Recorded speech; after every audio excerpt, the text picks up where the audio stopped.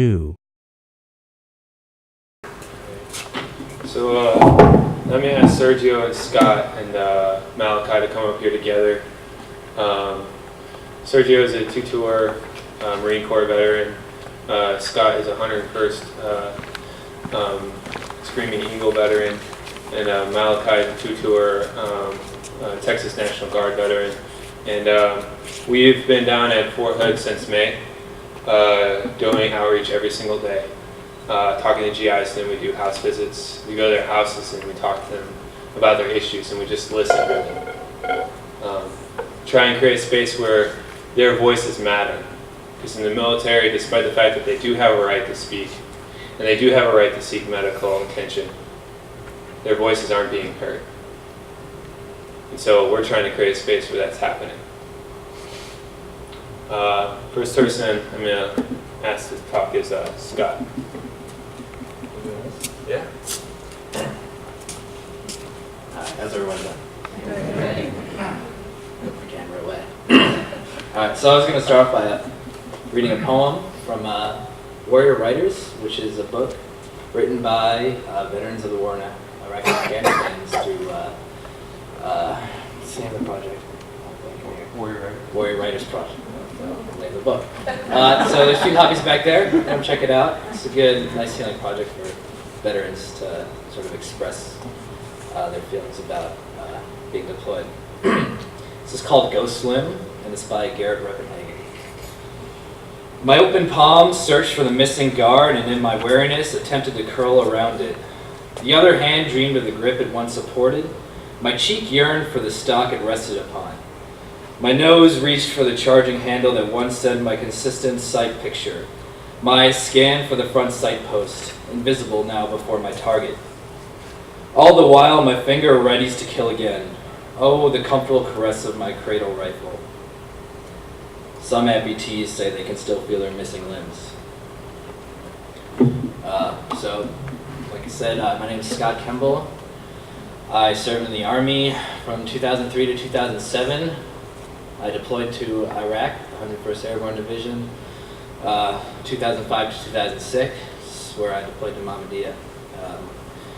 When I got out, I moved to Illinois, and I'm currently a student at the University of Illinois. I got involved with Iraq Friends Against the War about a year ago, and the reason I wanted to join Iraq Friends Against the War because I felt the moral responsibility to speak out against these wars as a participant in the occupation, and I feel that Iraq Veterans Against the War, as an organization, has the vision and the motivation to work towards ending these occupations.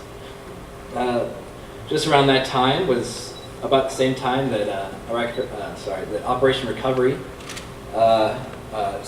started last summer with the kickoff, and luckily I just got to get involved right then and there, and I decided that I wanted to spend this summer organizing with the campaign down at Fort Hood, and that's our base of operations right now. It's under the Hood Cafe, which is the GI Outreach Center, right outside of Fort Hood, and it's a resource for those active duty soldiers that want to question these occupations that I'm sure most of you know, because you're not. The people enlisted in the military for different reasons, and many of them are economic, and majority of the soldiers don't want to be occupying Iraq and Afghanistan. Obviously, they want to be home with their families. And the Operation Recovery campaign is a way that we can empower that community to speak out for themselves, to do that. As the anti-war community, we have the power to empower the people in the military to withdraw their consent for the wars. And when you think about it, we draw a lot of our lessons from different labor movements, poor people's movements, because they they're centered around empowering that community. The wars cannot continue without the consent of the service members, and we can help that community withdraw their consent. And I think through Operation Recovery, we can actually achieve this goal. And I just wanted to highlight something that's not talked about. We talked about it a little bit today, but it needs to be brought a little bit more to the forefront, and that's military sexual trauma. 1 in 3 women in the military report sexual assault. I'll say it again. 1 in 3 women in the military report sexual assault. And those are the reported numbers. We all know that sexual assaults are highly underreported. And it's one thing, we know that PTSD is stigmatized within the military. And we know the stories around trauma from the wars. But we use that sort of, it's like a gendered thing. We think of male veterans and their problems. There's a whole community of women veterans that are suffering in silence, and we, as a community, can empower them to make that change. To speak out against this and change this situation. And this is, I'm sorry to say, this is a partisan issue. This isn't a political, this is a political issue, because sexual aggression is implicit in a militarized society, all right? And imperial ambition is dependent upon this sexual aggression. So I think we can come together really and speak out against this and change this by saying we don't want a militarized society. And, well, that's about it, I guess. Thank you. How you guys doing today? Thank you for having us here. First off, I want to start with this poem. You Are Not My Enemy by Drew Cameron. You're not my enemy, my brother, my sister, but I have done something wrong, and perhaps I am now yours. I went to your home, I went inside, sold your rod, and bullied your children. You're not my enemy, my father, my mother. I drove on you, threw garbage in your window, burned your garden, and spit in your water. You are not my enemy, my grandmother, my grandfather. I built walls between us. Rubble made sound. Sand scattered plastic bags all around rifles and checkpoints. Bright lights in your eyes.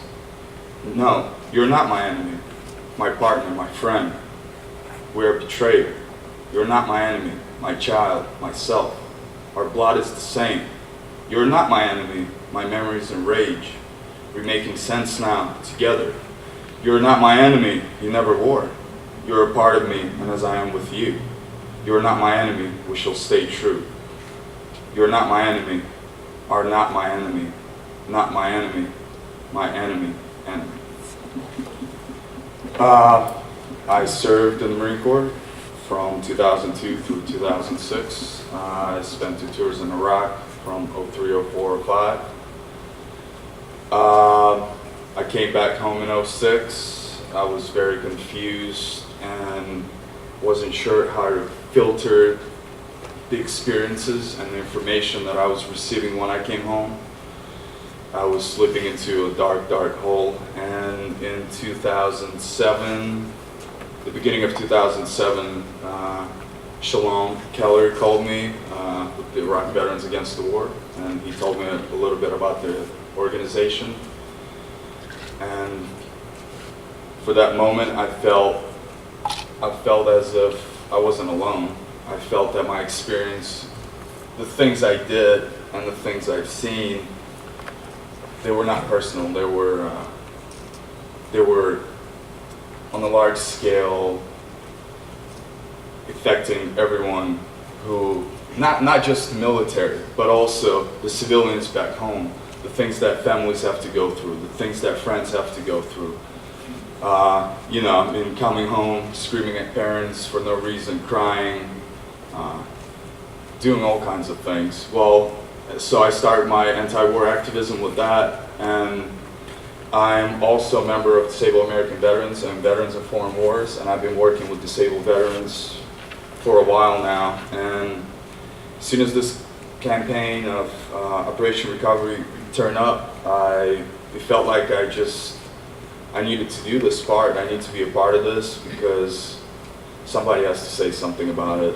It's not, I'm tired of hearing all this patriotic nonsense that's going on around our communities that ignore the real issues that we're facing as a community, not just as veterans, but as a community. And we've been doing outreach at Fort Hood, listening to the stories, which is not easy sometimes, but it's good to see. It's good to infiltrate the military. As I was saying, you know, talking amongst us, we're not in the 60s. This is not the 60s. It's not the 70s. We don't have students marching on the streets. We don't have communities together voicing our concerns about the war. We have to start from point one.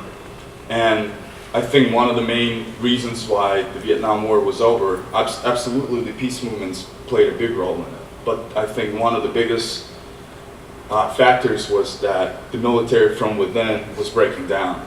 The troops were understanding that there's no point. I mean, there were units in Vietnam who would sit down in the rice paddies and they didn't want to fight the Viet Cong because they didn't see them as their enemies. And I think it's necessary to provide the military with the information of what's going on and their rights to what they can do. And that should spark an anger, and we see that. We see that amongst active military as we talk to them. At first I thought we were going to receive a lot of negative feedback, but majority of the soldiers that we talk to, they're tired of the military, they're tired of the army, but our economic status is not allowing for people to grow in their communities. So they have to leave their communities. They have to go somewhere, do something that will open up the door to social programs that should be available to everyone at no price. We spend so much money on wars, there's no reason we can't spend on education or healthcare or provide communities with services. So I'm glad to be doing this. Thank you for your support, and hopefully we'll stop this sooner or later.